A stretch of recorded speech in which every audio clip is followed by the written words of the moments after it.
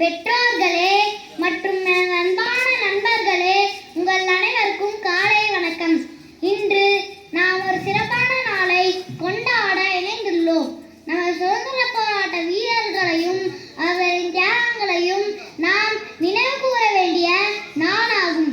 India சுமார் 200 ஆண்டுகளாக British ஆட்சி அதிகாரத்தின் கீழ் அடிமைப்பட்டு இருந்தது.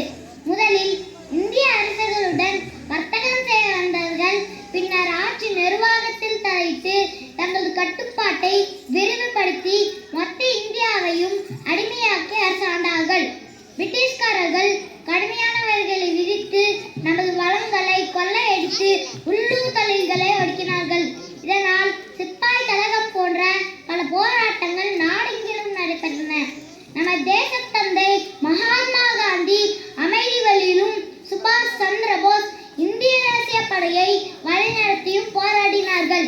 நேரு, பாரதியார், சுப்பிரமணியம் சிவா, சரோஜினி நாயுடு, திருப்பூர் குமரன் போன்ற பல தலைவர்கள் நாட்டின் சுதந்திரத்துக்காக கடுமையாக பாடுபட்டார்கள். உப்பு சத்தியாகிரகம், ஒத்துழையாமை இயக்கம் போன்ற பல இயக்கங்களை மகாத்மா காந்தி நடத்தினார். பலருடைய தியாகத்திற்கு பிறகு 1947ஆம் வருடம் இதே நாள் நாம் சுதந்திரம் பெற்றோம். நமது போராட்டம் அத்துடன் முடியவில்லை. சுதந்திரத்துக்கு பிறகு இந்தியா வறுமை, கல்வியறிவு, பிளவு மனப்பான்மை மற்றும் அடிப்படை வசதிகளில் குறைபாடு போன்ற எண்ணற்ற சவால்களை எதிர்கொண்டது. டாக்டர் அம்பேத்கர், சர்தார் வல்லபாய் படேல் போன்ற பல தலைவர்கள் இந்தியாவையும் அரசியலமைப்பையும் உருவாக்குவதில் பாடுபட்டார்கள். வேளாண்மை, தொழில்நுட்பம், கல்வி மற்றும் சுகாதார மேம்பாட்டு திட்டங்கள் தொடங்கப்பட்டன. சாதி பாகுபாடு, சமத்துவமின்மை போன்ற தீமைகளை ஒழிக்க முயற்சிகள் மேற்கொள்ளப்பட்டன.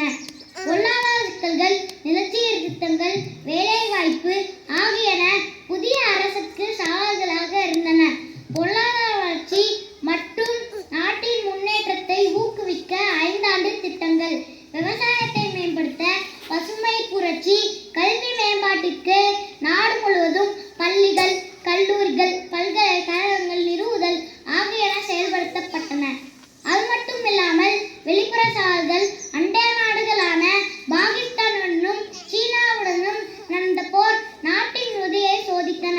இவற்றையெல்லாம் கடந்து பல ஆண்டுகளாக இந்தியா ஒரு முக்கிய நாடாக வந்துள்ளது. 90களில் புதிய பொருளாதார கொள்கை வளர்ச்சிக்கும் முன்னேற்றத்திற்கும் புதிய வாய்ப்புகளை திறந்துவிட்டது.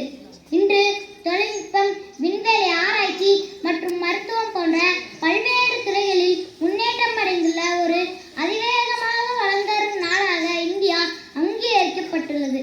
செழிப்பான கலாச்சார பாரம்பரியத்தையும் வலுவான ஜனநாயக அடித்தளத்தையும் கொண்டதாக உள்ளது. இறுதியாக, சுதந்திர தினம் என்பது வெறும் சுதந்திரத்தை கொண்டாடும் நாளாக இல்லாமல் நமது பொறுப்புகளை நினைவுறுத்தும் நாளாகவும் இருக்க வேண்டும்.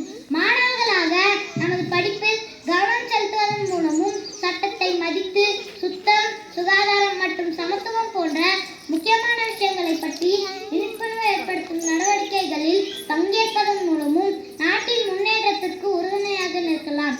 நமது சுதந்திர போராட்ட வீரர்களின் தியாகங்களை